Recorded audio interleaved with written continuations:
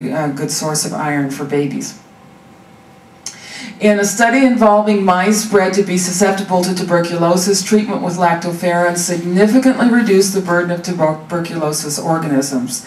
Now, raw milk, of course, is blamed for causing tuberculosis, but in the old days, the sanatoriums fed raw milk to people. It helped them recover from tuberculosis, and we now know why. It has to do with the lactoferrin. Mice injected with candida, another iron-loving organism, had increased survival time when treated with lactoferrin. We're finding all sorts of wonderful things out about lactoferrin. It's anti-inflammatory, for example. It's believed to cut visceral fat levels by 40%. It has many health benefits and it's being sold as a supplement. In fact, the reason we know about many of these antimicrobial components is the industry is looking at them as a way and trying to remove them from the milk and selling them as, in functional foods or as a supplement. So, of course, why not just drink the raw milk? And finally, and this is the great irony, while one part of the FDA is telling you how dangerous raw milk is, another part of the FDA has approved the use of lactoferrin as an antimicrobial spray to combat the virulent E. coli 0157H7 contamination in the meat industry. Okay. Milk has often been called white blood, and it contains a lot of the components it contains white blood cells, exactly like in your blood. So the infant with a low immune system, not a lot of white blood cells yet, hasn't started to make them, gets all of these things from the milk. And so you can see that someone with leukemia, someone with a compromised immune system would really benefit from drinking raw milk because all of these things are in the milk. So leukocytes, B lymphocytes, macrophages, neutrophils, T lymphocytes, immunoglobulins, and antibodies. All of the components of our immune system in the blood are also in raw milk. Okay. We have special fats and carbohydrates in raw milk, polysaccharides, encourage the growth of good bacteria in the gut. They are the food for the good bacteria. They protect the gut wall. And oligosaccharides protect other components from being destroyed by the stomach acids and enzymes. You can see that this is a whole system that all works together. They bind to pathogenic bacteria and prevent them from attaching to the gut lining. So you see the polysaccharides are encouraging the good bacteria and the oligosaccharides are helping get rid of the bad bacteria. Then we have some special fats, medium-chain fatty acids. These are the shorter types of fats. They're also found in coconut oil. These are highly antimicrobial. They actually disrupt the cell walls of bad bacteria. The reason milk, if it had a brain, I guess, can distinguish between good and bad bacteria is good bacteria have a different type of cell membrane than the bad bacteria.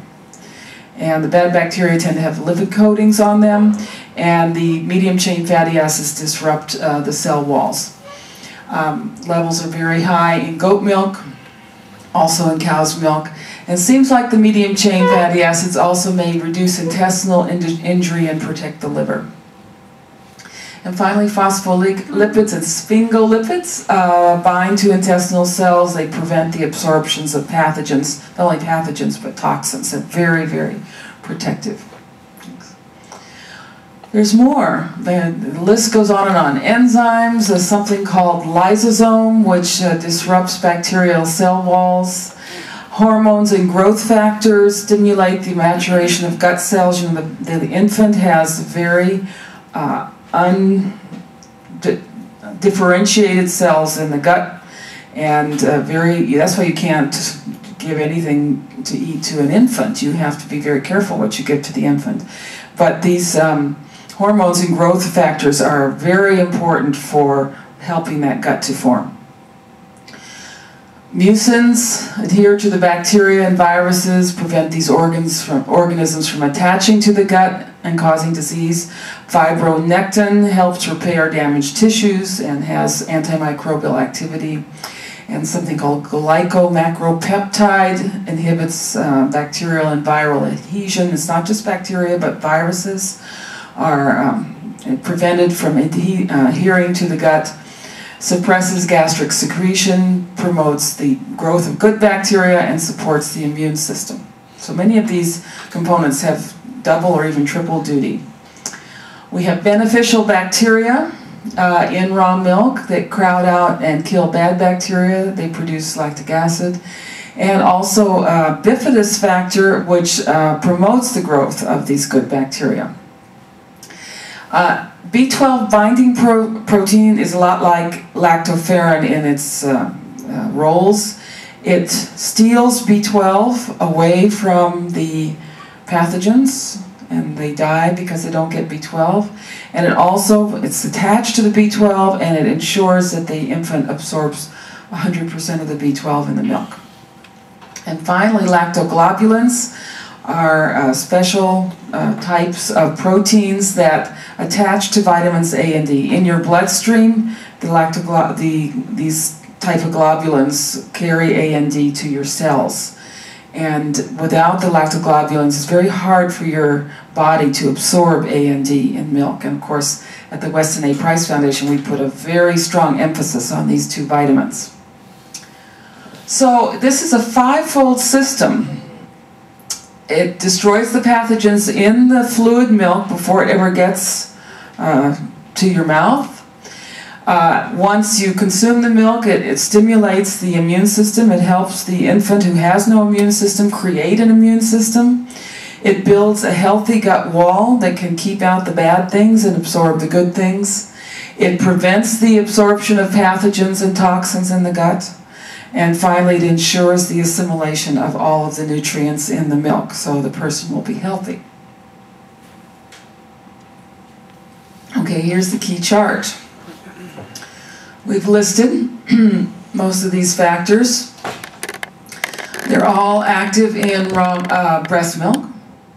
They're all active in raw milk of goats or cows or camels or whales, whatever. When you pasteurize, they are largely inactivated or they're greatly reduced. So there is some protection remaining in pasteurized milk, but the ultra-high temperature pasteurization is almost complete inactivation.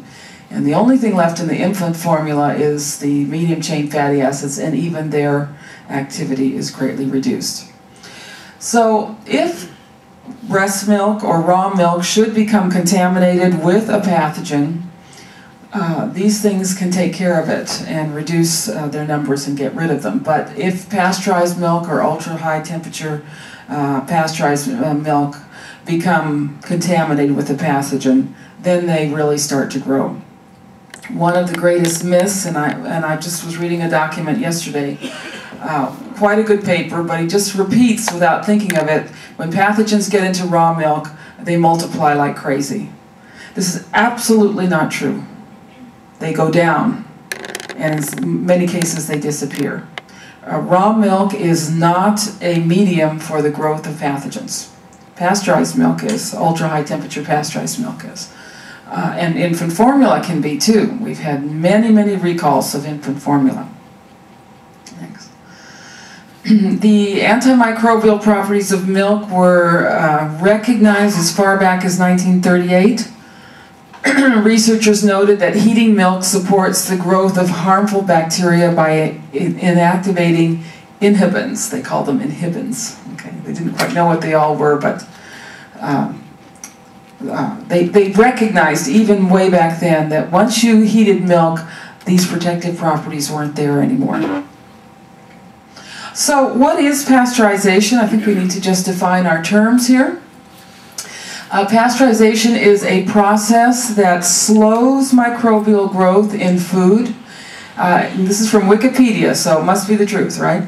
It's not intended to kill all pathogenic microorganisms. I think that's really important when you're talking to something about pasteurization. It's not there to kill everything. So they have to start with clean milk no matter what, you know, or fairly clean milk. But just to reduce their number, and so they are unlikely to cause disease. You know, for every pathogen there's a special number of how many are likely to cause disease.